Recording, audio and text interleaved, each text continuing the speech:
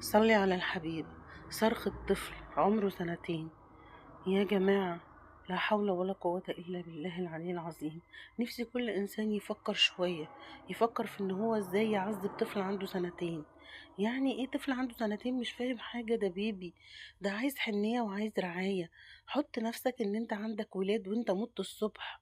طيب ولادك ترضى إن هو يحصل فيهم كده، يتعذبوا بالطريقة دي وهو لا ذنب له ولا قوة؟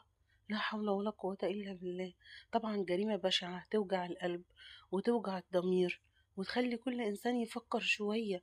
أنا ما عذبش حد، أنا ما تعبش حد، أنا ما أذيش حد، لأن دوت ممكن يتعمل في ولادي بكرة الصبح. حد ضامن يا جماعة؟ عمره نص ساعة، ربع ساعة، محدش ضامن. يبقى أنت لازم تراعي ربنا سبحانه وتعالى في كل تصرف بتتصرفه.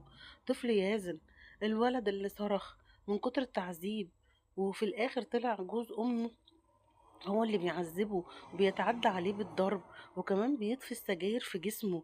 ازاي يجيلك قلب طفل صغير يعيط ويبكي قدامك وانت تطفي السجاير في كل جسمه؟ ازاي تفضل تضربه لغاية اما يجيله نزيف في المخ وارتجاج؟ دي قصة يا جماعة وجعت القلب كله، وجعت قلب الناس كلها.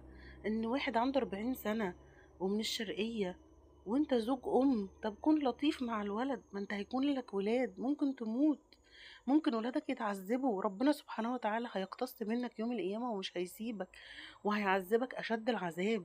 والمفروض إن رجال الأمن مسكتك المفروض إن هي يعني توقع عليك أقصى العقوبة الممكنة، لأن ده طفل لا عارف يشتكي ولا حول ولا ولا قوة، وكمان يخش المستشفى وهو ما بين الحياة والموت، ويخش كمان العناية المركزة، نزيف في المخ، وكمان الولد مش في وعيه، وكمان سجاير مطفية في جسمه. لا حول ولا قوة إلا بالله. دعواتكم للطفل بالشفاء وادعوا على اللي عمل